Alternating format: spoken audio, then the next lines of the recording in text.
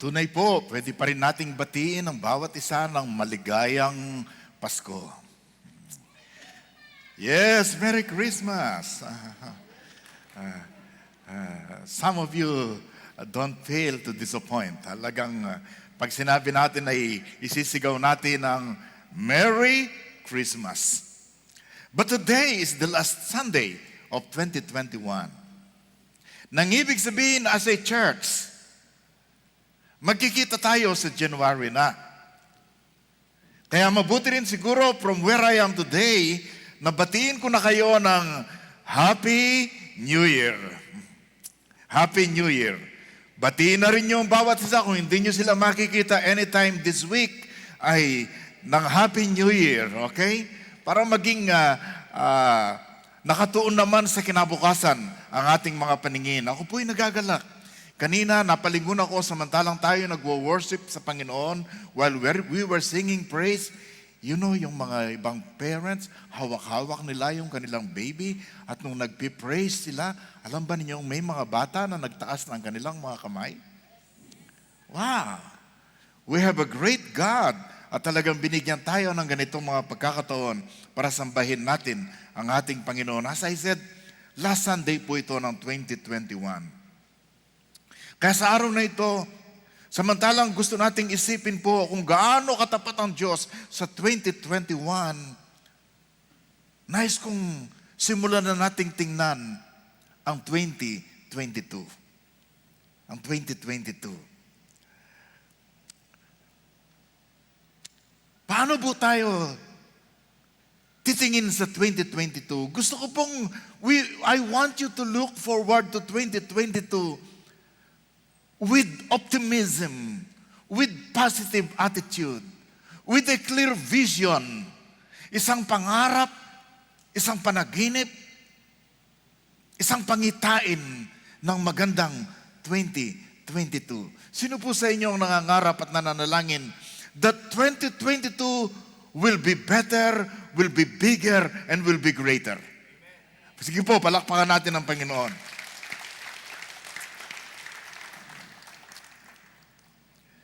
Noon pong nakaraang Wednesday, sabi po ng Wall Street Journal sa kanilang report, US health regulators, siguro kasama dyan ang Federal Drug Administration, pagkatapos ang National Institutes for Health, cleared use of a COVID-19 pill from Pfizer. Tabletas na po. The first drug that newly infected patients can now take at home to stay out of the hospital. Wow! Hindi po ba magandang scientific development ito? Na sa halip na pupunta tayo sa mga vaccination center at tayo ituturukan, yung iba sa atin takot na takot sa injection. Pwede na po ang tablet or capsule. And it is coming soon. Isa pa pong napakagandang report mula sa US Army Research Center. Sabi po, here is a even better news. US Army creates single vaccine against all COVID and SARS variants. Sabi po ng mga researchers. In other words, ma-Delta, ma-Omicron, pag fully developed na itong research ng US Army, within weeks, scientists at the Walter Reed Army Institute of Research expect to announce that they have developed a vaccine that is effective against COVID-19 and all its variants, even Omicron, as well as previous SARS origin viruses that have killed millions of people worldwide. Dahil po nababasa ko ito, sabi ko, we can be optimistic about the future. In the recent past, sinabi sa atin na marami ng kumpanya sa United States na gumagawa ng kotse na magsasara sapagkat bubuksan nila ang paggawa ng kotse ng mga electric cars. Nang ibig sabihin, the future will tell us na hindi na gagamitin ng petroleum o kaya ng gas ang mga kotse. So goodbye Organization of Petroleum Exporting Countries. Mawawalan na ng power ang taga Middle East. At magkakaroon daw po ng charging station bawat kanto. Kaya sabi ng aking pinsan na nasa Anchorage, sabi niya, alam mo bang walang mabiling kotse rito? Hinihintay po nila ang electric car. At sabi nila, nabanggit rin natin nung nakaraan, nasa Germany, in few years, itetest na nila ang flying taxi. And in some parts of the United States, ang sabi nila, sinusubukan na nila ang mga kotse na hindi na kailangan ng driver. Because they are controlled from certain side. Hindi na pala kayo mag-a-apply ng driver's license, kayong matatakotin. And it's possible na hindi ka na rin magkakaroon ng personal car. Because this will be produced. Kaya in the future, sabi nila, few years from now, ang mga bata, makakakita lang sila ng personally driven car sa mga museum. Kaya mapalad kayo. Nakikita pa nyo ang mga personally driven car sa ganitong kapanahunan. And for this, my friends, can we face the future by believing in sciences?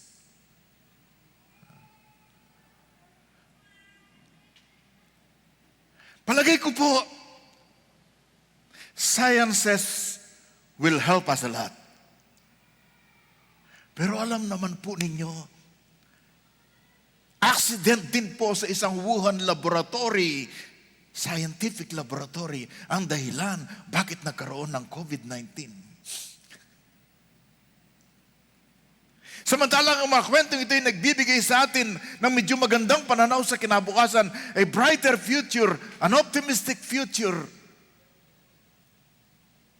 Nais ko pong imungkahi sa umagang ito, sa bawat sa inyong nandito, sa bawat sa inyong nasa online, sa bawat sa inyo na later mapapanood nyo ang broadcast na to.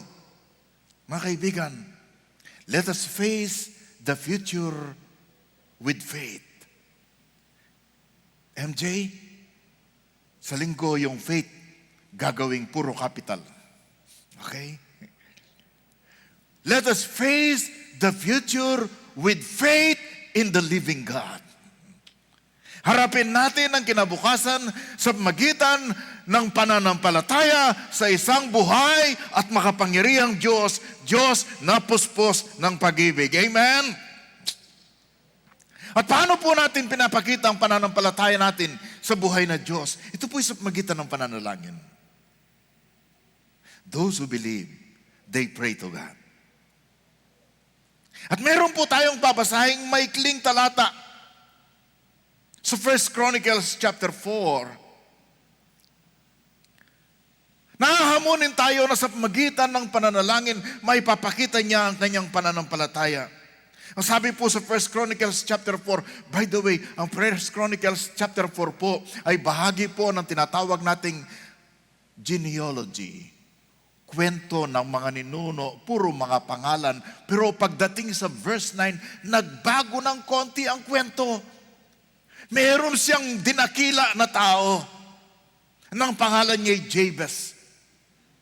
Sabi po ng Biblia sa verse 9, there was a man named Jabez. What is the name? Yeah, Jabez. Ang dami pong letter J sa Bible na gustong-gusto natin, di ba? Of course, Jesus, Joseph, John, Judah. Hindi Judas, okay? Jabez, who was more honorable than any of his brothers. Or maybe he became more honorable, okay, than any of his brothers. His mother named him Jabez because his birth had been so painful.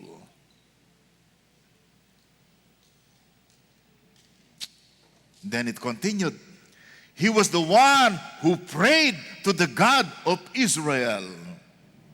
Oh, that you will bless me and expand my territory. Please be with me in all that I do and keep me from all trouble and pain. And this is the beautiful one. And God granted him his request. Dalangin po tayo. Dakila naming Diyos, samantalang kami ay naghahandang iwanan ng 2021 at tatahak sa landas ng bagong taon sa 2022. Paalala po niyo sa amin sa umagang ito that with our God, we can be optimistic. We can be positive. We can look forward with great enthusiasm as we face this future with faith. At ang aming faith ay pinagkikita namin sa magitan ng aming pananalangin. We invite your Holy Spirit to teach us, to open our hearts, to lead us to believe. In Jesus' name, amen and amen. Siya po'y nanalangin sa kanyang Diyos sa gitna ng kanyang kahirapan, sa gitna ng kanyang kapaitan, sa gitna ng kanyang problema. And God granted this prayer. Sino po sa inyo ang nangangarap na sa taong 2022 or even now, meron kang hihilingin sa Diyos na dakilang bagay at malalagay mo sa journal mo pagkatapos, and God granted my prayer. Amen? And God granted my prayer. Friends, face the future by faith in the living God. And how do we face it? By prayer. And what kind of prayer na masasabi natin? It's a prayer of faith. It's a prayer of faith. 4 na bahagi po ang ating titingnan. Pain, provision, presence, protection. Okay? Number 1, a prayer from pain. Ito po yung gustong-gusto ko sa talatang ito eh. Alam na po natin yung ukol sa ibang mga bagay. Pero itong dalangin na ito ay dalangin ng isang lalaki. Nasa punto na dapat siya ma-discourage, na dapat siya bumigay, na dapat siya tumigil, na dapat magmukmok, dapat masaktan. Because he was in a discouraging situation. Sino po sa inyo ang maraming karanasan sa 2021 and 2020 na medyo nasaktan kayo? Na dumanas kayo ng pigati? Na nanganib ang inyong buhay? Na may mga nawala sa inyo?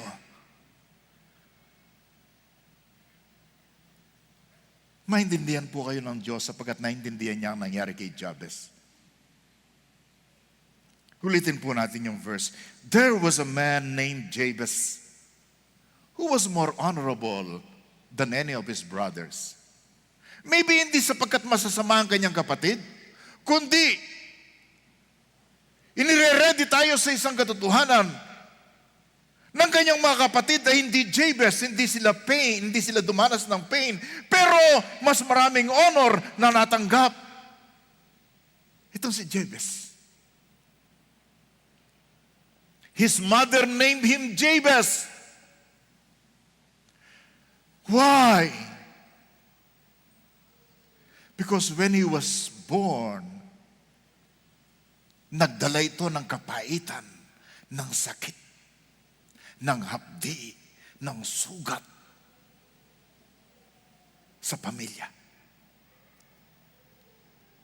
Yung salitang Jabez po, ang tunog sa Hebrew means distress or pain.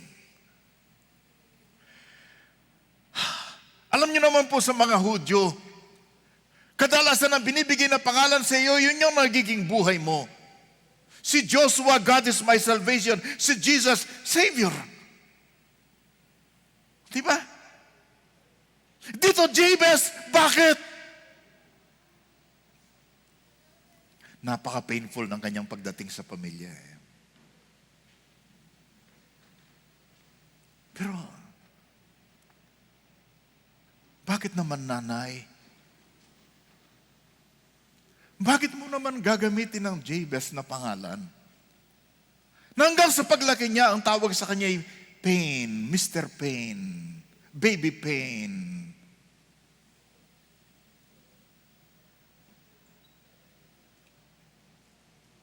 Para pag pinanganak siyang lumpo o pilay, at pagkatapos tinawagan mo siya, ayun, tawagin mo si pilay. Hanggang sa paglaki yun na.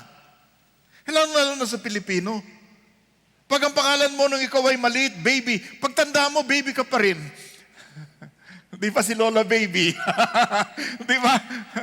Yung aking kapatid, baby, lampas na siyang 65. Isn't that's one thing among Filipinos na hindi, usually sa Kapampangan sa Tagalog, merong baby, merong boy. Sa mga Bisaya, merong inday, merong dong. Di ba?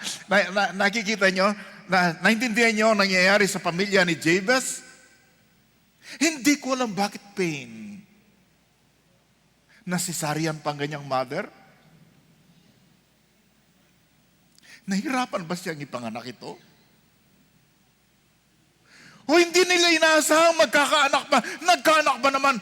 Unplanned and unwanted.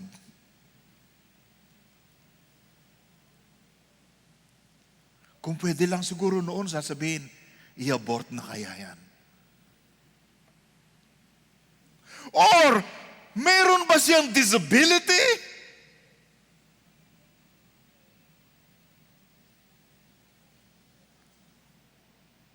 Whatever. His name is Pain. Jabez. At kung yung iba sa atin, mga minamahal na mga kapatid, naroon kayo sa isang kalagayan na napakahirap dahil dito, hindi ka na gustong tumingin sa kinabukasan, parang ayaw mo na umakbang pang buhay. You are discouraged. Jabez can tell you,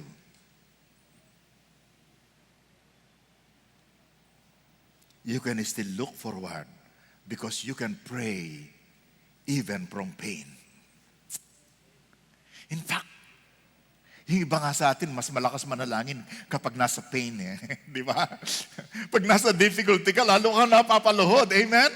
Pero pag patag ang buhay, parang ang mga dalangin mo, sa umaga, Lord, thank you for this day, guide me today. And then paggabi, Lord, thank you for today, protect me tonight. Ganun na lang Patag ang buhay.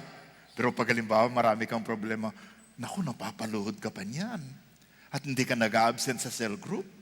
At saka sa prayer gathering. At saka pag nanalangin ka, talagang madamdamin. Di ba? And Jabez prayed from a position of pain. And to me, this is very challenging.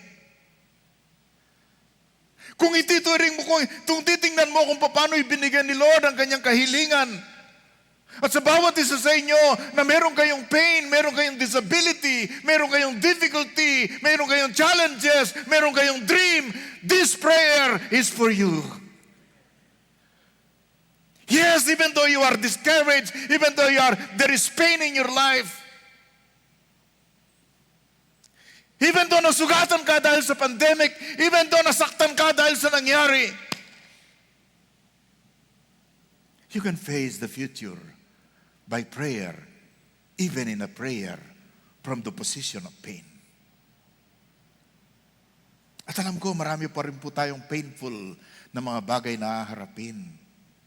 Alam po ba ninyong sa Israel, pang 4th dose na po ang i-inject. In other words, 2nd booster. At 4th booster. 1st, 2nd, 3rd, 4th. Pero lumalaganap pa rin po ang battle against COVID. Kaya sabi po ng isang taga CNN, Talagang yung kanyang desperation, binanggit niya sa kanyang broadcast, sabi niya ganon, oh, there is now COVID fatigue. And it is reaching epidemic proportions. At ang ginagawa ko, sabi niya, I'm trying to fight this COVID anxiety. Siguro napansin niyo, lagi kong pinopost sa ating mga chat groups, ilan bang infected ngayon? Naku, ang ganda-ganda, di ba? Minsan umabot na lang ng 100 plus, 160.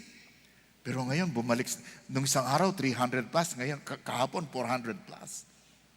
Pero sabi naman nila na mangyayari yan. Dahil sa masyadong open at kung minsan nagre-relax ang mga tao, hindi sila ganong nag-observe ng protocol, lalong-lalo na sa mga party at sa mga kainan. Di ba? Tapos sinabayan ba naman ng bagyong Odette?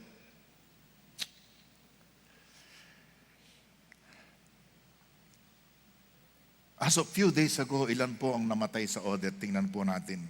326 ang patay. Hindi pa po updated. 58 ang missing.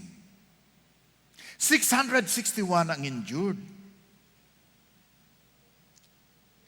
Ilan po ang damage? 147 roads or highways ang nasira. 16 bridges ang kailangang ayusin. 5 airport ang hindi magamit. 126 seaports. Mga pier ang dapat i-repair. Add to this, yung damage sa private properties, yung mga bahay ng mga tao, naku, nawasak, walang atip, hindi matirhan. Tapos sa maraming lugar, walang inumin, walang pagkain.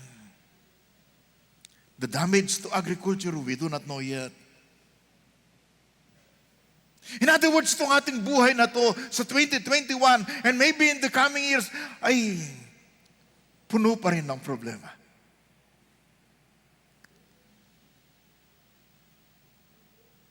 Kung ayaw mo ng problema,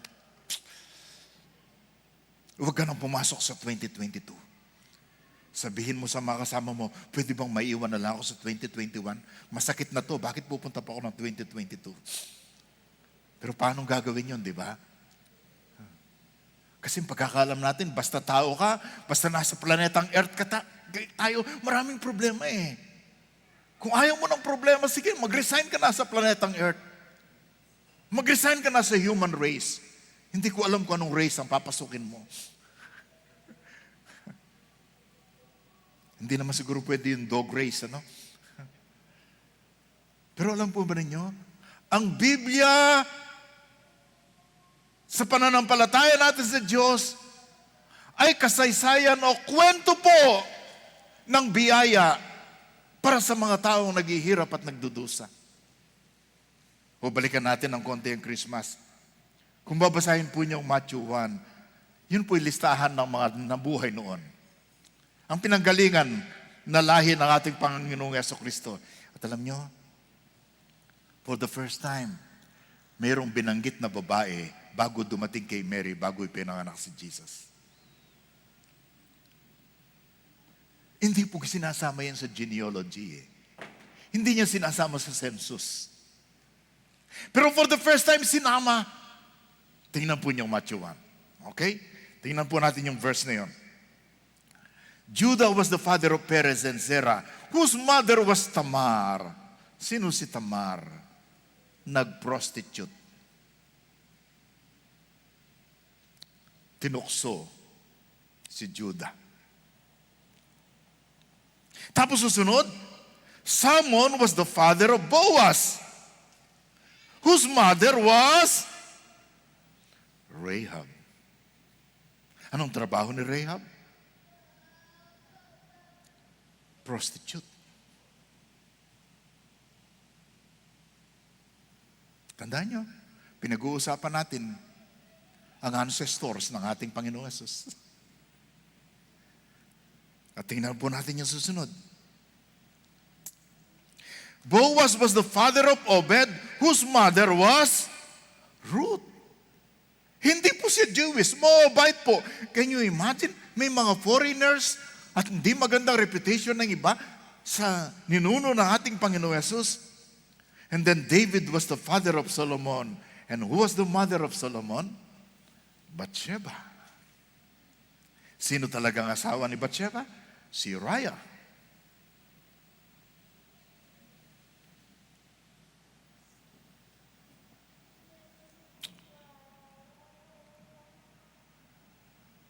Mga kaibigan, bakit ko po binanggit ang mga to?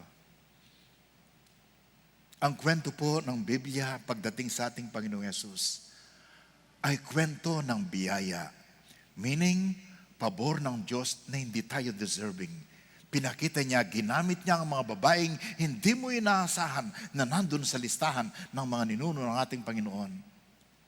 Because the story, God's story in the Bible is a story of love, is a story of grace, is a story ng mga bagay na hindi tayo deserving. In fact, pati yung ibang lalaki, makikita mo si David, naku, anong kasalanan niya? Murderer, di ba? Tapos nandyan din ang pangalan ni Manasseh. Di ba, Pastora Divine, pag binabasa mo yun, kinikilabutan ka? And yet they were in the genealogy. They were among the ancestors of the Lord Jesus. Bakit? Sanay ang Diyos sa pait at hapdi, sa disability, sa problemadong mga tao. At handang-handa ang Diyos na tumulong kahit tayo'y problemado, kahit may kapaitan sa buhay, kahit mayroon tayong matinding pangangailangan. The more na ang ating Panginoon Yesus, naintindihan niya tayo, the more that Jabez can be an encouragement to you because sa gitna ng kanyang pain, ng kanyang difficulty, ng kanyang disability, tumawag siya sa Diyos at siya'y nanalangin. Amen? Amen. Yung iba sa atin, pag nasa gitna tayo ng difficulty, sinisisi natin ng Diyos, Lord, ba't mo ako ginaganito? Si Jabez lalong dumikit sa Diyos, di ba? Dahil po dito, ang challenge po sa atin ay manalangin sa Hebrews 4:16. Ano pong sabi? Let us come boldly to the throne of our gracious God. There we will receive His mercy. And we will find grace to help us when we need it most. Sapagkat naintindihan tayo ng Diyos, sapagkat ang Panginoon ay naging tao, dumanas rin ng katakot-takot na problema at hirap and pain. Ngayon, nasa taas na siya. Pwede tayong lumapit, naintindihan kanya, makakatanggap ka ng biyaya at ng habag sa panahon ng pangangailangan. A prayer from pain. Sino po sa inyo nangangako, Lord, ano man ang problema, ano man kahirapan, ano mang pahit ang danasin ko sa buhay, lalo akong lalapit sa iyo at mananalangin. At haharapin ko ang hamon ng kinabukasan sa magitan ng pananampalataya at pananalangin. Amen? Palakpakan po natin ang Panginoon. And then ang pangalawa po, prayer for provision. Prayer for provision. Yung iba sa inyo, ito lang ang tandang-tanda eh. Di ba? Sabi po ng prayer niya, he was the one who prayed to the God of Israel. Oh, that you would bless me and expand my territory. Oh, that you would bless me. A prayer for greater blessing. Yung may buhay ka, yung nakakalapit ka sa Diyos, blessing na po yun. Okay? Kahit na meron kang difficulty, blessing na meron kang buhay. Na nandito ka ngayon. Sabi nga ng prayer ni Pastor Eldan, that God allowed us not only to survive the virus in 2021, but even thrive. Andito tayo, nagtatagumpay, binibiyaan tayo ng Diyos. It's already a blessing. Pero ang prayer po niya, iba eh. Sa ibang translation, pwede niya sabihin, oh God, oh that you will bless me. Oh bless me, oh bless me. Sa ibang translation, oh that you will bless me indeed. Kaya sabi ng ibang author, sabi niya, hindi lang basta pagpapala, kundi tunay na pagpapala, malalim na pagpapala, dakilang pagpapala. Lord, I'm asking not for ordinary blessing. Do you know that our God is a God of blessing? Do you know that our God delights in blessing His people? In the heart of God, makikita mo ang goodness of God. And then greater territory, Lord, expand my territory. Alam niyo naman ang mga Israelita, nung i-assign sila sa lupang pangako, merong territory ang kanilang tribe, ang bawat family. Pero ang sabi niya, Lord, hindi po sapat sa akin hanggang dito lang. Expand my territory, enlarge my border. Ano pong blessing? Ano pong greater blessing ang hinihingi mo kay Lord ngayon? Lord, enlarge my life. Alam ko, Lord, ginawa mo na akong 80 years old or 75 years old or 70 years old or 65 years old. Lord, enlarge. Di ba? Sino po sa inyong nananalangin na, Lord, 50 na ako, pwede ba? Umabot naman ako ng 60 para may experience kong discount. Di ba? Para magkaroon ako ng triple citizenship, Filipino citizen, citizen of heaven, and senior citizen. Pumalakpak nga po ang lahat ng may discount na. Yung iba ho, nagpapadiscount eh. Disability discount daw. But anyway, enlarge my life. Or maybe enlarge the border of my heart.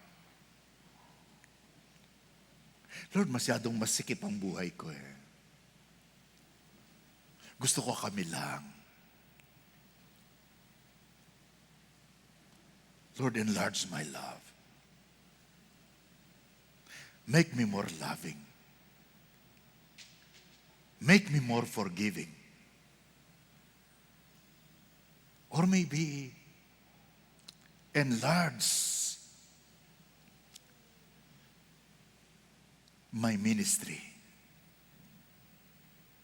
Lord, give me more disciples. Hindi po ako nasisiyahan na 5 lang kami. How many of you, you who believe that the Lord wants you to expand your ministry? Kasi ang goal niya, the whole world, di ba? Make disciples of all nations. Make disciples of all campuses. Malapit nang bumalik ang face-to-face, di ba? Make disciples of all offices. Make disciples of all barangays or communities. Lord, enlarge our ministry. Sigurado kayo ng prayer na sigurado tutugunin, Lord. Di ba? Lord, enlarge my opportunity so that I can serve more people. So that I can give more to people. You know, marami po sa atin, kahit gustong magbigay sa gawain, talagang maliliit lang na ibibigay. But some people talagang in-enlarge sila ng Panginoon, and out of their abundance, kung magbigay po sila sa ating gawain, matindi kong magbigay. Purihin po ang Panginoon. How many of you, the Lord, you want to ask the Lord to enlarge your giving? Medyo nag-alangan. Teka muna, di ba? Kasi, pag binigyan ka ni Lord pag ni-raise ni Lord ang standard of income mo, hindi ibig sabihin you will raise your standard of spending, di ba? Dapat, you will raise the standard of giving eh. Kaya siguro yung iba sa inyo, how many of you would like to expand your giving to the Lord? Alam niyo yung ibig sabihin nun? You're asking the Lord to expand your opportunity, to expand your income. How many of you would like your income to be expanded? To be enlarged? Oh, yun. Gustong-gusto niyo yun eh. Amen. Enlarge my border.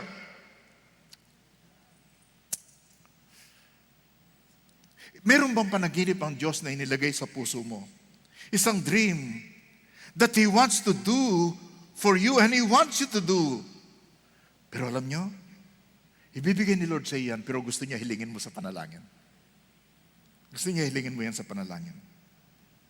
Sabi po ni John Edmund Agay, I quoted this in January 2021, and I'm quoting this again.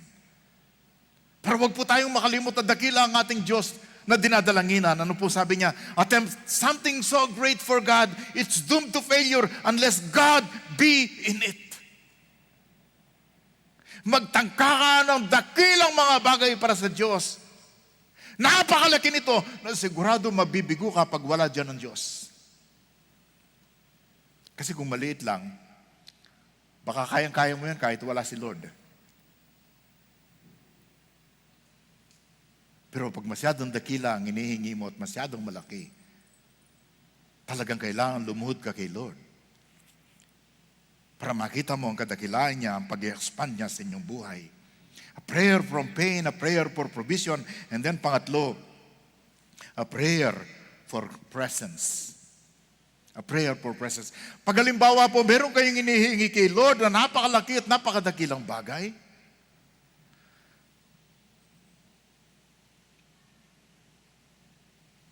talagang luluhod ka sa Panginoon at sasabihin mo, Lord, kailangan kita sa buhay ko.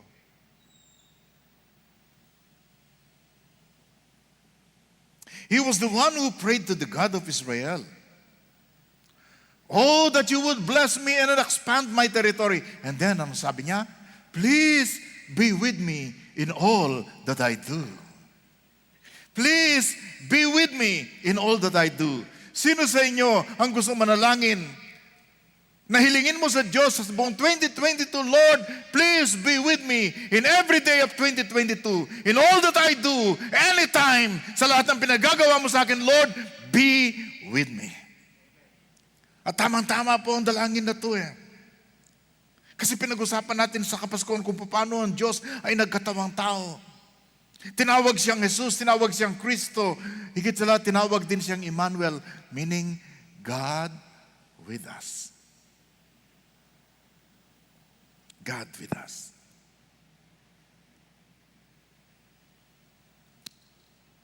So bawat isa sa inyo, na kinalalagay nyo sa buhay, hindi namin alam. Ang inyong pinagdadaanan, nakikita po ng Diyos yan. Sa inyong mga tagumpay, nandun ng Diyos. Sa inyong kabiguan, nandun ng Diyos. Sa inyong mga karamdaman, nandun ng Diyos. Sa mga kapahitang dinanas mo, nandun din ang ating Diyos. Because He is Emmanuel, He is God with us.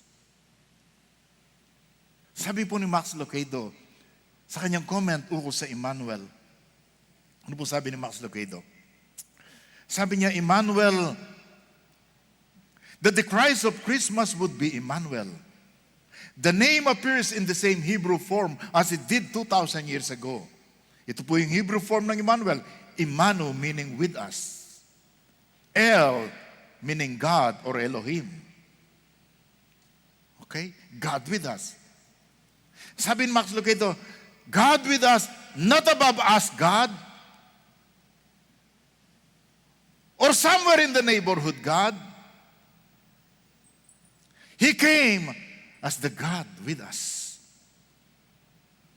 And then it continues, God with us, not God with the rich or with the religious, but God with us.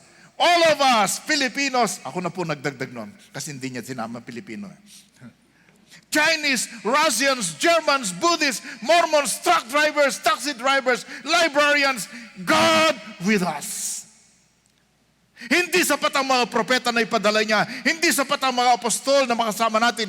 Hindi sapat ang angel na sumama sa atin. God sent more than miracles and messages. He sent Himself. He sent His Son. God with us. Yes, sa sobrang malasakit niya sa atin, hindi mga anghel at propeta, tao ang kanyang pinadala. Ang pinadala niya ang kanyang sarili mismo. God with us.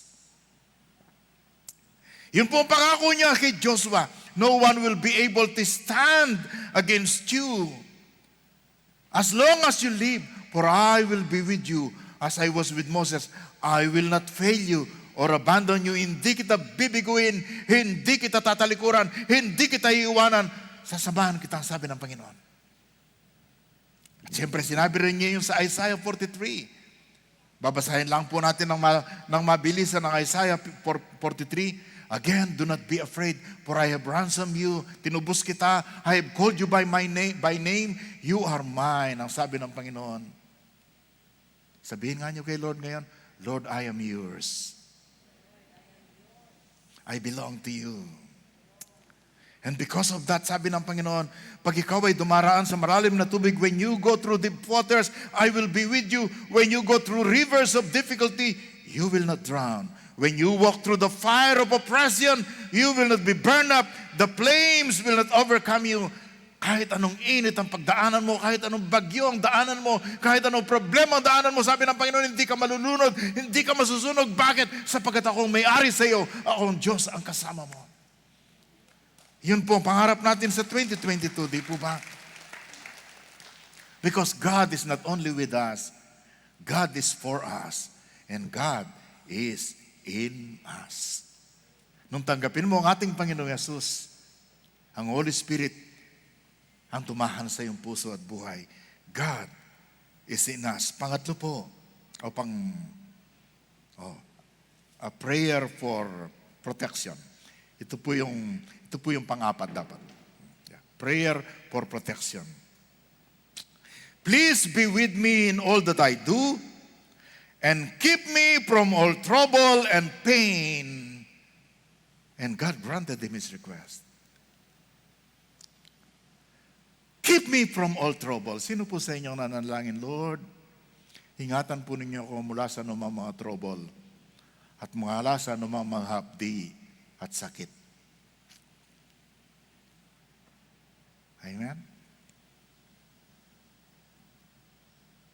Tawag ko po dito yung prayer for protection. Siguro po yung trouble dito, yung pain, ay pwedeng evil. Pwedeng galing kay Satanas, pwedeng galing sa mga demonyo. Sapagkat gustong-gusto ni Satanas na sirain ka, wasakin ka, patayin ka. Di ba? He came to steal, to kill, and to destroy. Gusto ni Satanas na masira ka. Sa magitan ng mga tukso, sa magitan ng pagsasamantala sa iyong kahinaan, Jabez is praying, Lord, protect me from evil. O posibleng ito'y physical. Maraming virus, maraming karamdaman, maraming aksidente. Lord, protect me from sickness, from accidents, from pain.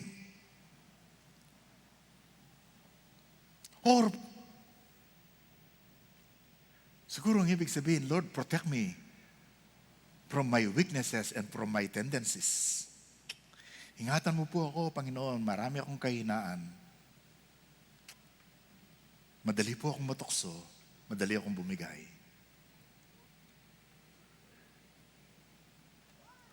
Madali pong sumama ang loob ko. Madali po akong magtampo. Madali po akong matisod. Madali po akong ma-stumble. Madali po akong ma-discourage sa ibang tao. May marinig lang akong isang gusto, parang ayaw ko nang sumama. Lord, protect me from this. Tandaan po ninyo ang mga favorite verse natin sa 2021. God wants to protect you from sin and from evil. Ano po sabi sa Psalm 84? Uy, memorize natin ito, di ba? Can we read this one? For the Lord God is a sun and shield. The Lord bestows favor and honor. No good thing does He withhold from those who walk uprightly. Walang itatanggi ang Diyos sa mga anak niyang nabubuhay ng tama at ginagawang matuwid. Lord, protect me from doing what is wrong. Lord, protect me from not doing your will.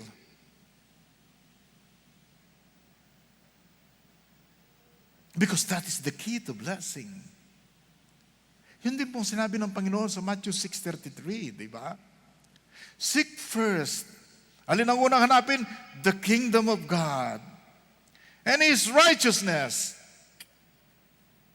Hanapin mo muna, una sa lahat, ang kaharian ng Diyos at ang Kanyang katuwiran, matuwid na pamumuhay. How many of you are telling the Lord today, Lord, pagpasok po ng 2022, simula ngayon, I will seek first your kingdom. I will live in righteousness. I will do what is right because I want to experience all these things. No good thing will you withhold from those who walk uprightly. Lord, ayoko pong pumasok sa 2022 na taglay ko pa rin ang sama ng loob, na nawalan ako ng pag-ibig. Ayoko pong pumasok, Panginoon, sa 2022 na discouraged ako. Ayoko pumasok, Panginoon, ng 2022 na backslider ako. Ayoko pumasok, Panginoon, sa 2022 na nanlalamig ako. E napakaganda po ng plano mo para sa akin. You want to bless me, and I'm praying to you. And the beautiful thing is that God granted His request. Sabi ng aking apo, Amen, Amen, Amen.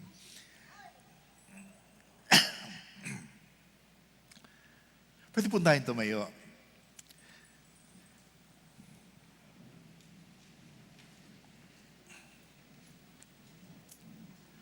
I believe God wants to bless your life and wants to make you a blessing sa 2022. Ako po'y naniniwala na gustong pagalabin muli ni Lord ang puso mo. At ayaw ni Lord na ikaw ay mabuhay sa 2022 na taglay mo pa ang kahinaan, kapaitan, sama ng loob sa 2021. Gusto ko pong samahin natin si Jabez sa pananalangin, Lord, bless me, oh bless me, enlarge, expand my territory, so that I can bless people. Pero kailangan po ito ng pagpapakumbaba. Pag-amin na tayo'y mahina. Pag-amin na tayo pwedeng bumigay. Pag-amin na kailangan natin si Lord sa ating mga buhay. Sabi po ni Philip Yancey, at alam niyo na to, grace like water flows to the lowest part. Ang habag at biyaya ng Diyos ay tulad ng tubig. Ito'y pumupunta kung saan ang mababa. Gusto mo ng habag at biyaya ni Lord? Gusto mo ng goodness niya? Naghahanap siya ng mababang puso. Pag meron ka pong tubig dito, isang timbang tubig, at ibinuhos mo dyan, saan pupunta ang tubig? Sa medyo mababang lugar. Pag magbubuhos si Lord ng kanyang pagpapala ngayon, anong hinahanap niya? Pusong mapagpakumbaba. Pusong nagsasabi, Lord, umaasa ako sa iyo, nananalangin ako sa iyo, kailangan kong pagpapala mo.